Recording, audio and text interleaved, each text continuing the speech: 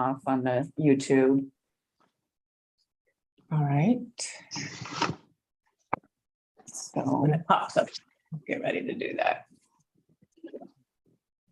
off on the YouTube. There you go. So there's Delete. that. Now I have to figure out, how do I get back to? I don't know what you do. I haven't done anything. You always escape or something. I always escape. I mean, I was up. Can you make it less full screen? Can you hit escape? I will let you figure out what you did. All right. I don't know what I did. We had the same insanity. I hate this computer. Let's just put that. Sorry.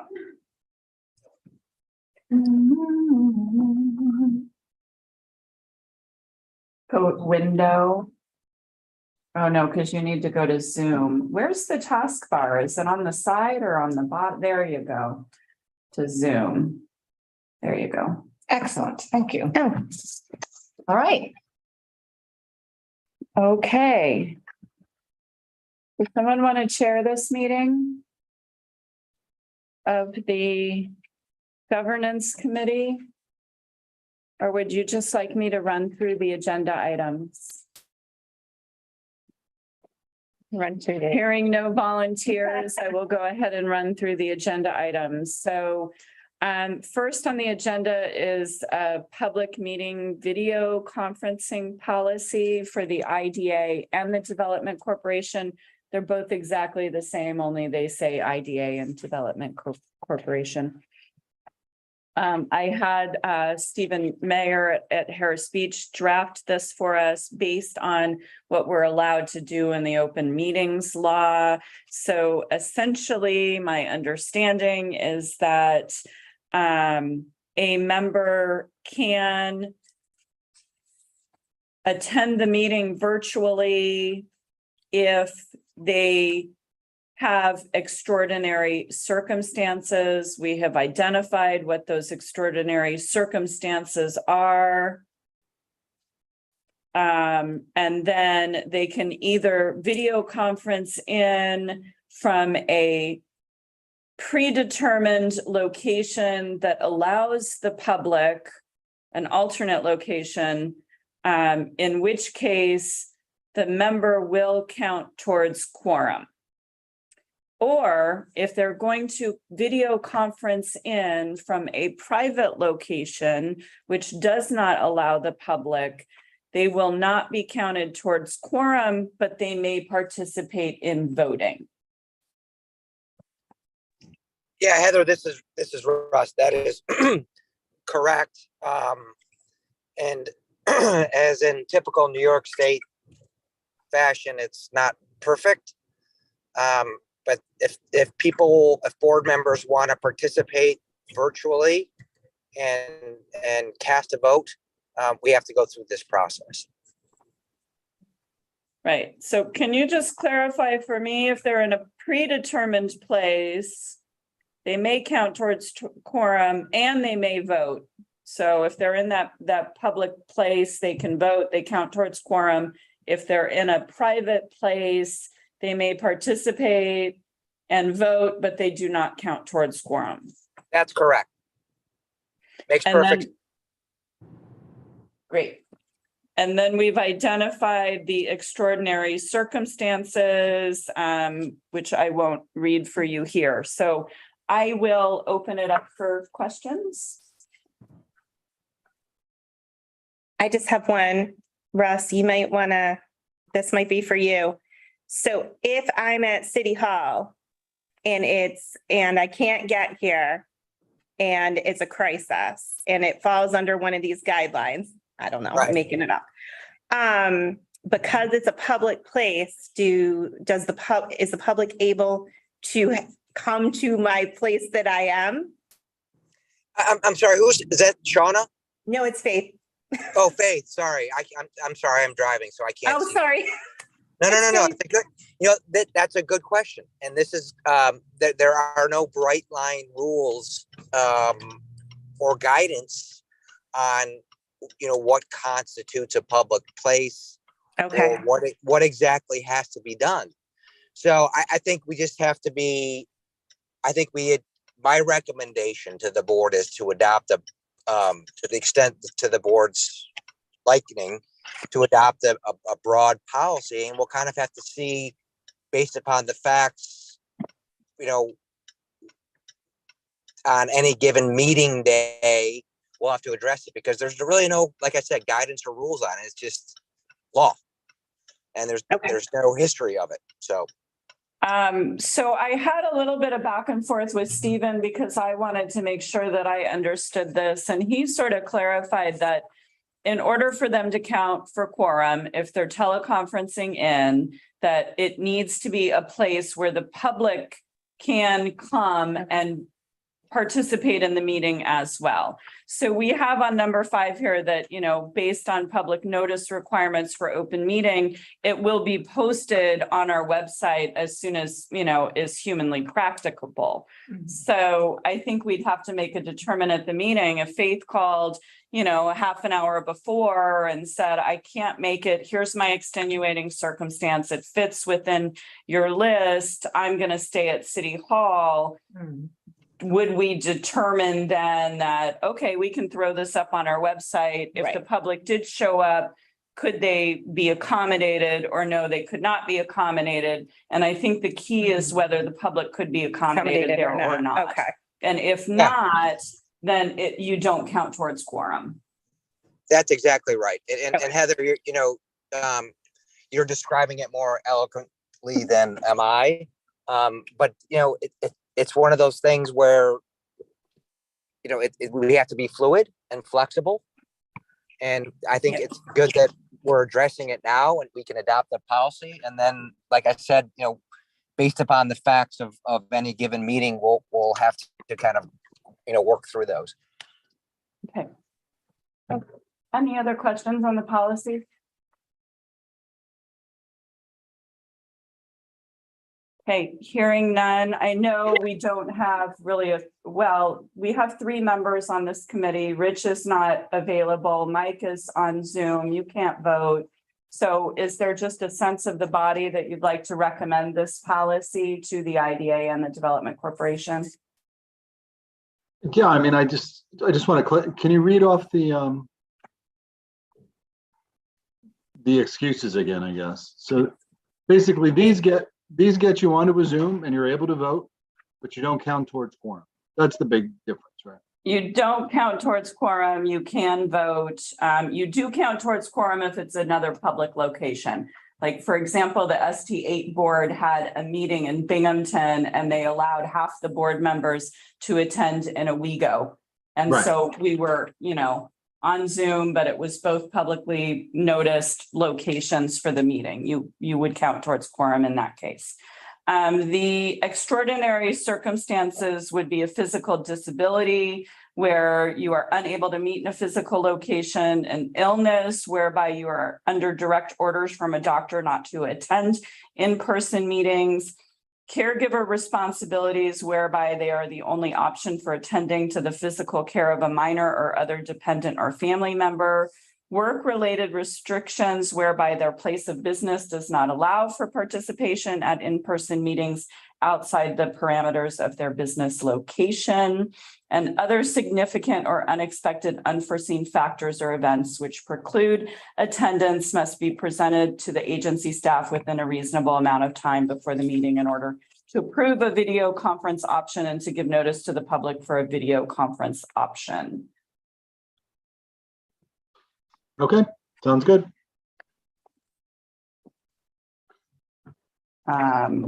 And I just wanted to. So this part, the staff will present the information to the chair of the board and the administrative director for final determination. Is that what you're looking for? Yes, that's what I was That's looking what I for, thought. that it does specifically Yeah. state who's going to make that determination, and it's not just staff, it's the chair of the IDA.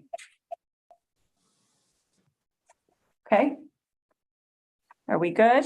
We're good.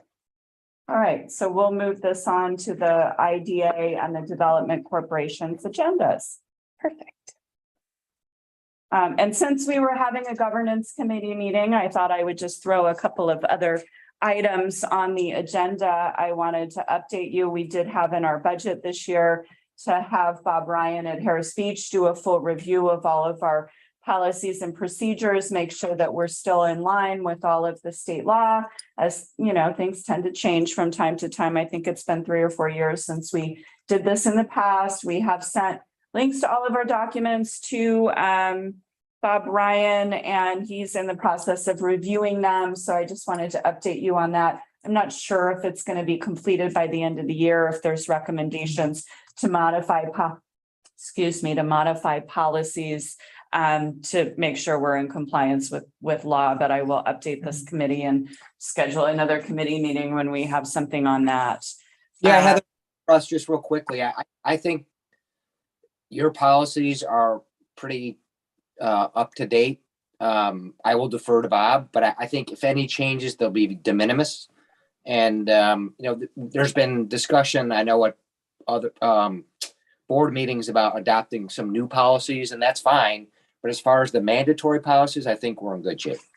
I think so too. There were some really minor changes the last time. We had a couple policies that were missing, but it's only been 3 or 4 years. But I think it's just good practice to make sure that things are jiving. The one thing I do have in my notes is our procurement policy, which predates my time with the IDA. The procurement policy, someone basically cut and pasted the county's procurement policy. It refers to procurement officers and all this kind of stuff that we don't have. So I'm thinking that might need to be brought into, reality for the IDA. But other than that, I mean, everything I've seen at the IDA academies and at my state association IDA group, like we're doing everything and more. Thank you, Russ. Yeah. You keep me on task. So that's that. And then the enhanced energy incentive policy update, that is on my to-do list this year, and I'm not sure if it's going to happen. It's really just changing the policy to make it in line with what the city ended up adopting in terms of their, I always want to call it the green building code. I think it's called the stretch code. I'm not sure what it's called, their green building policy. But in any case, we had hired Tatum Engineering as a consultant to help us put in place this update to our enhanced energy incentive policy. And it really became the basis for what the city is requiring. The IDA has always sort of said, okay, well, we will incentivize mixed use projects to do something more than what code requires. And so that was the last iteration of this policy did that. We were one step ahead of what the city was requiring. So if the city was requiring 40% better than code, we were requiring 80% better than code to get that additional incentive. Well, the city changed. The city's policy was still in draft form. We thought it was on track to be adopted. The IDA adopted our policy, and then COVID hit and it was all crazy, and the city's policy didn't get adopted the way it was originally drafted. They changed some of the dates. So with the city's policy right now, starting January 1st, 2023, which is just, 8-9 weeks away, any project pulling a building permit starting January 1st will need to be essentially 80% better than code.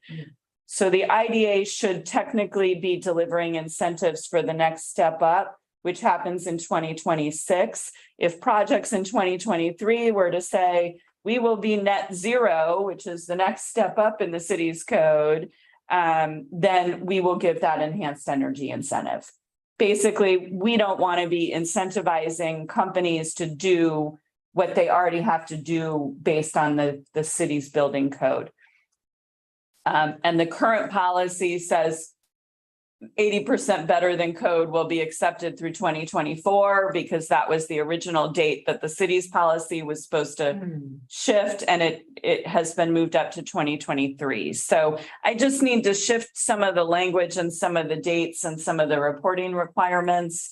But I have told applicants this fall, this is what we will incentivize on the enhanced energy side. We're not going to incentivize 80% better than code for the project that's coming in November and December for approval in December, because I know they're not pulling a building permit until 2023. Like, that's not fair to do that. So if any, and I'm working with a current applicant. I don't think that this is going to impact them at all. Come January, anyone that applies is going to have to be net zero. Again, I just need to sort of change the language, but I'm doing it in practice in working with applicants today. So at some point I'll have drafted language for probably the governance committee just to approve and send to the IDA. Mike. Have you heard any talk? I mean, net zero is hard to get. Have you heard from anybody like, we're not going to be able to do that or something? Well, for anybody that's got commercial or retail space that could potentially be a restaurant, that's hard because of the natural gas in the ovens. You can do electric in a residential facility, but you know, the chefs want gas. So that's on the residential side, you could do it. It's going to cost more. So on the manufacturing side, it's totally unfeasible. It's just the technology is not there at a cost that would be feasible at all. What I'm seeing is many of the projects that have come in over the past year or two are smaller projects. So the additional incentive amount, you know, when we looked at Cliff Street Retreat, which is what, a $13 million project, the additional incentive amount for the enhanced energy was about $200,000. Well, it was going to cost them well over $1.5 million to meet the requirements. So the incentive amount wasn't enough. And we've had these conversations before at the IDA. For a big project of scale, the additional incentive makes it worthwhile to do more. So, you know, will we see a 200 unit project or 143 unit project where it might make sense to go net zero? We might. I mean, to the extent that we could incentivize someone who's sort of on the fence, I think would be a benefit. This policy is what convinced City Center to actually go back and re-engineer, redesign a little bit their building to meet some of the enhanced requirements to get that additional incentive. And then we saw it with ensuing projects after that. But on the net zero side, yeah, it's going to be really interesting to see if the amount of incentive is enough for them to be able to pay for the additional improvements. We probably won't see a lot of manufacturing, but maybe we'll see the manufacturing go outside the city. So we'll try to retain that in like Dryden, Lansing, you know, other areas. Yeah, but I wouldn't see a manufacturer doing an expansion and coming in for an enhanced energy incentive to have to reach net zero. Gotcha.